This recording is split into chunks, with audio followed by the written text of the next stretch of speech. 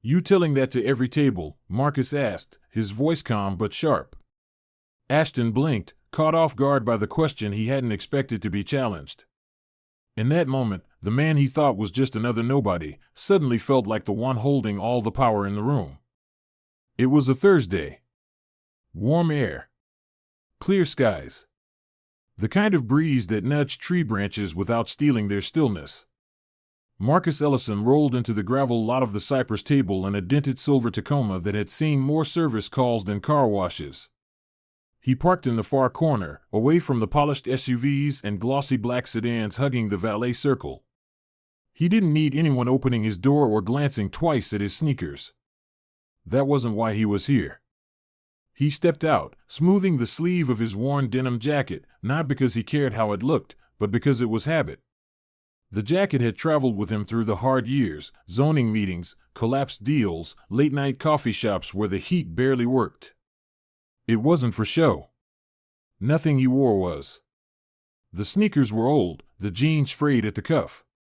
His shirt was plain gray, a hint of bleach stain near the hem.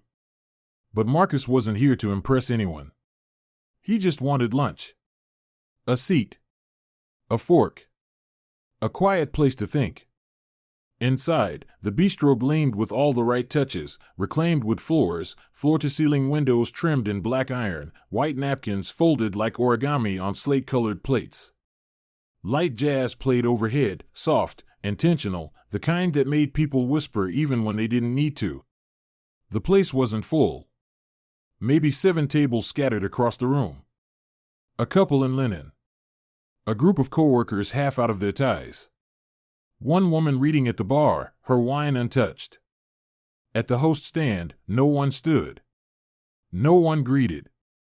So Marcus waited. 30 seconds, maybe more. That's when he noticed the server by the bar, leaning, grinning, tossing his head back at something the blonde waitress beside him giggled at like it was clever. The server was tall, lanky, with a man bun that had clearly taken more care that morning than Marcus's entire outfit. His name tag flashed when he turned, Ashton. Ashton clocked Marcus standing there. Gave him a once-over that wasn't subtle. Then, smirking, he called out across the room, lost, or just feeling bold today. The comment hung there. Light, but sharp. A few heads turned. Marcus didn't flinch. Just hoping for a bite, he said evenly. Ashton shrugged like he'd just been handed a chore. He sauntered over, snatched a menu from the stand without saying a word about the day's specials or what the kitchen was proud of, then motioned with his chin. Let's go back here. Back here turned out to be a cramped two-top near the swinging kitchen door. From his seat, Marcus could hear the clatter of pans, the hiss of steam, the dull thud of prepped knives. Every now and then, a server's curse or a barked ticket order slipped through. Ashton dropped the menu with a lazy flick of the wrist and muttered, "Water?" "If you have sparkling," Marcus replied. Ashton raised an eyebrow, lips twitching into a grin he didn't bother to hide. "Big spender." He said it just loud enough for the table beside Marcus to hear, then spun on his heel before Marcus could answer, not that he needed to. Across the room, a middle-aged black woman in a floral blouse caught Marcus's eye. She'd seen it. Her expression said so. A small shake of the head. The kind you give when you've seen this play out too many times. Marcus gave her the faintest nod, then settled into his seat, fingers laced across the menu but not reading it. He wasn't surprised. Not anymore. You walk in dressed like you don't need to be noticed, and people start weighing your worth by your shoes. By your silence. By your seat. What they didn't know, what Ashton didn't know, was that Marcus had signed the closing documents on the Cypress Table 14 days ago. Off-market. Private. Quiet, like everything else he did. The deal hadn't been announced yet. The staff hadn't been told. And Marcus wanted it that way. He wanted to see who they really were, how they treated the people who didn't come in with watches that screamed or wallets that flashed. So far, the answer was clear. Ashton returned with a glass that was mostly ice and barely any water. "You ready, or still working on the menu?" "Grilled trout," Marcus said calmly. "No sauce." Just the greens. Ashton jotted it down without looking. All right, chef. Coming right up. Then, as he turned, he mumbled just loud enough, didn't know we started serving lunch at Goodwill. Marcus didn't move. He didn't bite. He just exhaled slowly and looked out the window, watching a couple stroll by with a dog. The moment passed. Ashton disappeared into the kitchen. Back near the espresso machine, Ashton leaned against the counter, laughing with the same waitress from earlier. Guy at 3's ordering like he owns the block, he scoffed. Dressed like a clearance rack. A line cook named Reggie raised his eyebrows but kept flipping salmon fillets. Miranda, the bartender, gave a tight-lipped smile and turned away. The room wasn't laughing with Ashton anymore, but he didn't notice. Or maybe he did and didn't care. Back in the dining room, Marcus sat like stone. He watched how the hostess greeted the next guests, smile warm, tone kind. He watched who checked in with tables and who didn't. Who refilled water without being asked. He made no notes, but everything etched itself in his mind. This wasn't about one meal. It was about the culture behind the counter. His food came, placed gently in front of him not by Ashton, but by Miranda. Trout. Greens. No sauce, she said with quiet professionalism. Thank you, Marcus replied. His voice was warm, measured. If you need anything else, I'll be right over there. She nodded toward the bar. Marcus nodded back. 2 minutes later, Ashton returned, hands in his apron, smirking like a joke only he understood. Everything all right, boss? He asked. Fine, Marcus said, eyes still on his plate. You know, not everybody comes in here knowing what greens are. Good choice, though. Goes great with the house Pinot, if you're into that. I'm fine with water, Marcus said. Flat. A couple at the far table exchanged a glance. They weren't being obvious, but they'd been watching since Marcus walked in. He always like that, the man whispered. Worse when the manager's not around, the woman whispered back. Ashton leaned a little closer. Just so you know, we've had some counterfeit cash issues lately, so management prefers cards if you've got one. Marcus looked up slowly. You telling that to every table? Ashton blinked. I mean, just a heads up. You know how it is. No, Marcus replied. Explain it to me. Ashton laughed awkwardly and backed away. Forget it, man.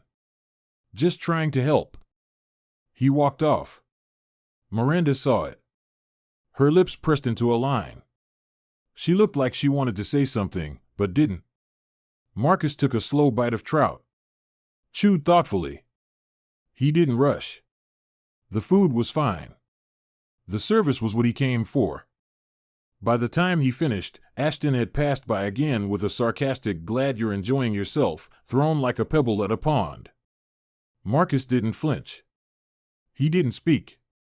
He just watched the man walk away, shoulders loose, arrogance unchecked. Naomi came out from the back. She moved through the room like someone who knew every corner. Crisp blazer, hair pinned back, a clipboard tucked against her hip. She stopped at 2 tables, offered hellos, then made her way toward the host stand. Marcus set down his fork. Pulled out his wallet. Slid a sleek black card onto the bill tray. Miranda came to retrieve it. Thank you for lunch, Marcus said gently. And for treating me like a guest. Her eyes met his. She blinked, surprised, but grateful. Naomi turned to head back toward the kitchen when Marcus stood and called, Excuse me, Naomi? She turned. Yes? I'd like to speak to you and your team. If now's not a bad time. She paused. Curious. Slightly confused. But something in his voice made it clear, this wasn't a request. And what came next? Wasn't just a meeting. It was a moment none of them would forget. Naomi turned, the clipboard still in her hand, her brows tightening as she caught Marcus's steady gaze. There was something in the way he stood, with calm, grounded, unbothered by the quiet stares building around him. But also something firm. Intentional. This wasn't a customer with a complaint about overcooked fish. This was something else. She tucked the clipboard under her arm and nodded, motioning toward the front. "Let me gather the team," she said. Ashton, now laughing again behind the bar, oblivious to the sudden shift in the room's air, didn't even notice her approach until she was standing right beside him. "Team meeting. Now." Her tone was clipped, controlled. Not angry, professional. The kind of voice that didn't ask for buy-in. It expected movement. Staff began filing out from behind the bar, stepping away from tables, coming in from the kitchen. A few guests leaned slightly from their booths, catching the energy even if they didn't understand the cause. The restaurant didn't go silent, but it slowed. Conversation softened. Forks paused midway to mouths. At the center of it all stood Marcus Ellison, his hands tucked into the pockets of his denim jacket, posture relaxed, expression unreadable. Naomi cleared her throat once the staff had formed a loose semicircle near the host stand. Reggie, the senior server with quiet eyes and steady hands, folded his arms and glanced at Marcus with mild curiosity. Miranda hovered just behind, brows already furrowed like she sensed what was coming before it arrived. Ashton, standing near the edge of the group, still hadn't made the connection. He looked amused, like maybe this was a feedback session or a motivational pep talk. Then Marcus stepped forward. He didn't raise his voice. He didn't need to. "Good afternoon," he began, his voice even, unhurried. "My name is Marcus Ellison." He paused, let the room settle. 2 weeks ago, I purchased the Cypress table. As of today, I'm the majority owner. The impact hit like a dropped glass on concrete. Small gasps. Shifting feet. A sudden hush that sucked the oxygen out of the room. Ashton blinked once, then again, the smirk bleeding off his face like paint under rain. He looked at Naomi, then at Miranda, then finally at Marcus, who hadn't taken his eyes off the group. "I didn't come here today to be served like an owner," Marcus continued. "I came to be seen like anyone else. No fanfare. No introductions. Just a man ordering lunch. What I received instead was judgment, sarcasm, and a reminder that appearances still carry far too much weight in a place like this." His words weren't loud, but they pressed down with weight, each syllable deliberate. "Some of you did your jobs. Some of you did more than that, you showed quiet grace. But others made it clear that service comes with conditions. That worth is measured by sneakers and jackets and whether or not someone asks for sparkling water." Miranda's eyes dropped to the floor. Reggie stayed still. Ashton opened his mouth slightly but said nothing. Marcus looked directly at him now. There were jokes. I heard them. There were assumptions. I saw them. Not just from one moment, but from a pattern. And while I'm not here to name names in front of customers, let me be clear, this is not the culture I will allow to grow inside a place I now call mine. Naomi's arms crossed slowly, her posture adjusting. Respectfully, she stepped beside Marcus and addressed the staff. "You all know I run a tight house," she said.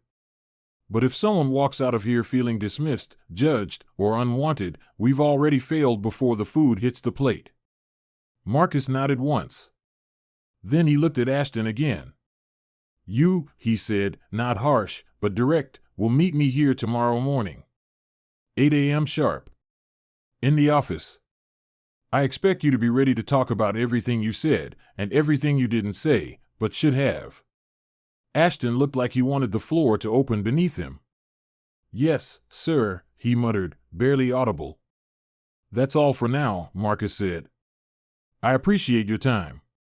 With that, he turned, nodded once to Naomi, and walked toward the exit. No dramatic exit. No fanfare. Just the quiet authority of a man who didn't need a name tag or tailored suit to own the room. As the door closed behind him, the silence lingered. Then Naomi turned to the group. "Get back to it," she said. "We'll follow up as needed." The staff dispersed like a tide pulling back, quieter now, movements sharper, eyes down. Ashton stood frozen for a beat longer, then retreated to the bar, suddenly unsure of everything he thought he'd known about power, presence, and perception. That night, he didn't sleep much. The replay button in his head refused to stop. Every muttered insult. Every sarcastic smile. The way he'd flicked that menu like it was a fly. He hadn't just been unprofessional, he'd been careless. Arrogant. And now, the man he'd ridiculed had revealed himself to be the one person in the building with the authority to end his job with a single nod. But instead of firing him on the spot, Marcus had done something worse. He had made him face it. Own it. And tomorrow morning, he'd have to explain why he thought treating someone like they didn't matter was acceptable just because they weren't dressed to his standards. At 7:53 a.m., Ashton stood outside the office door, sweating through his shirt despite the spring chill. The hallway was quiet. No jazz. No guests. Just the sound of the espresso machine whirring in the distance. He wiped his palms on his apron and waited. At 7:59, Naomi walked past without saying a word, just offered a glance.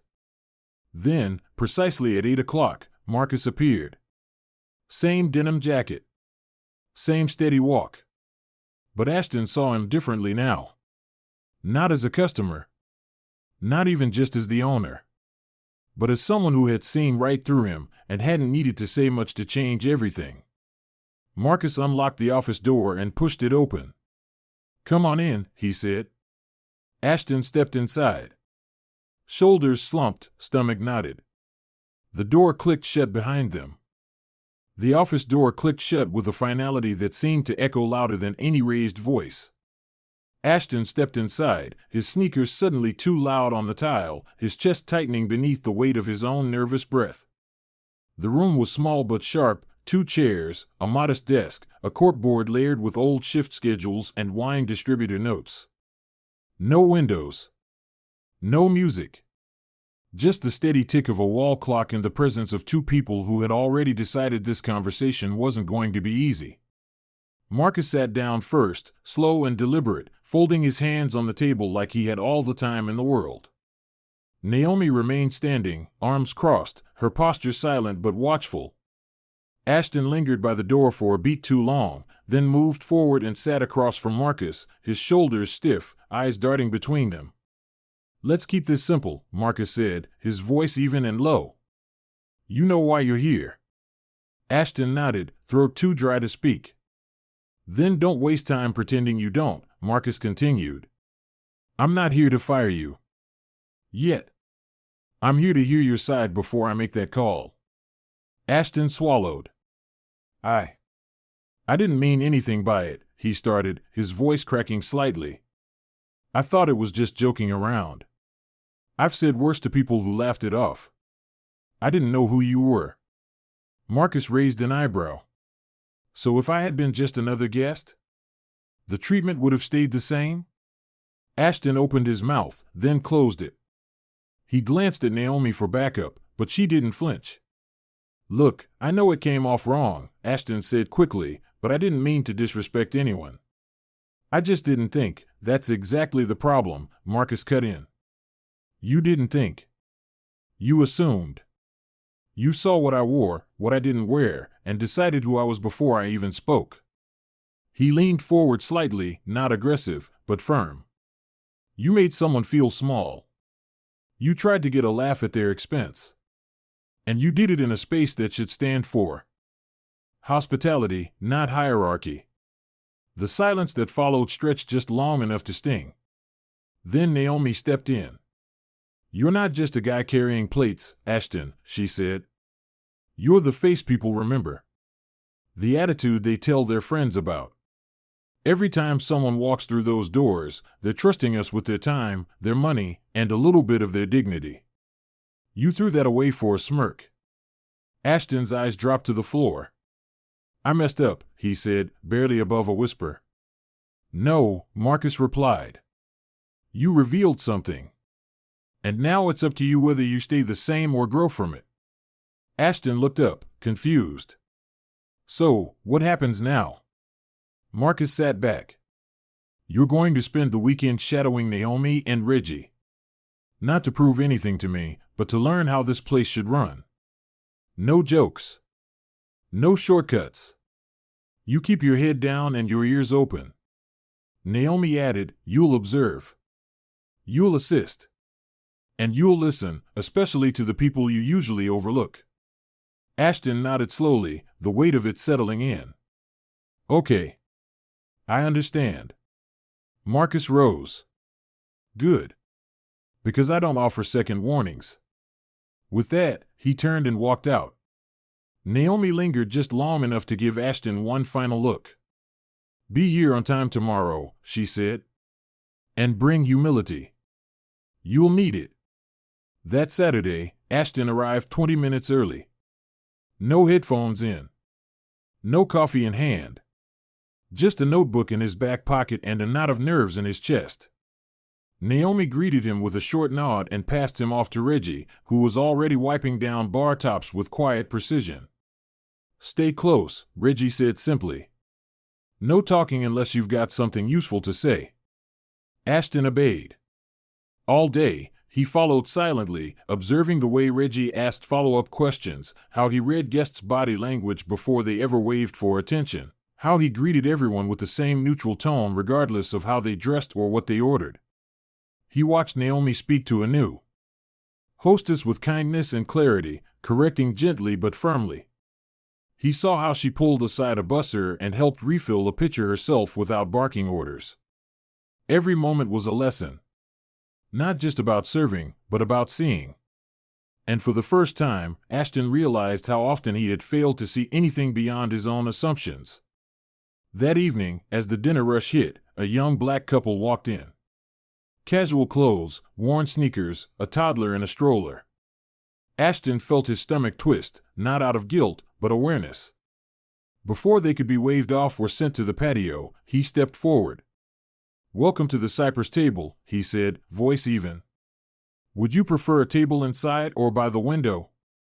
The man looked surprised, then nodded. Inside, please. Ashton grabbed menus, guided them to a comfortable booth near the windows, and said nothing else unnecessary. Just service. Just dignity. From across the room, Naomi watched. She didn't smile. She didn't nod. She just observed, filing it away. Later, after the rush calmed and Reggie took a break, Ashton leaned against the wall beside the dumpster out back, arms folded. Miranda came out a few minutes later, sipping a can of ginger ale. Hard day, she asked. Feels like everyone's staring through me, he muttered. They probably are, she replied. That's what happens when people finally see who you've been. Ashton kicked at the gravel. I didn't realize how bad it got. Miranda took a long sip, then looked straight at him. Doesn't matter what you meant. What matters is what they felt. You made people feel small. That's not a joke, it's a wound. Ashton said nothing. Just nodded. Inside, Marcus returned late that night, slipping into a back booth like any other customer. He didn't speak much. Just watched. Watched Ashton refill a water glass without being asked. Watched him nod when Reggie gave him a small correction on tray posture. Watched him stay quiet and present, not performative, not fake. Just different. Better. Naomi joined Marcus near the end of the shift. He's not there yet, she said. But he's moving. Marcus nodded once. That's what matters. The following Friday, Marcus dined again, this time with a friend from Atlanta who glanced around the polished bistro with quiet admiration. You own this place? He asked.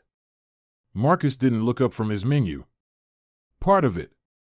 I'd expect your face on the wall or something. Marcus smiled.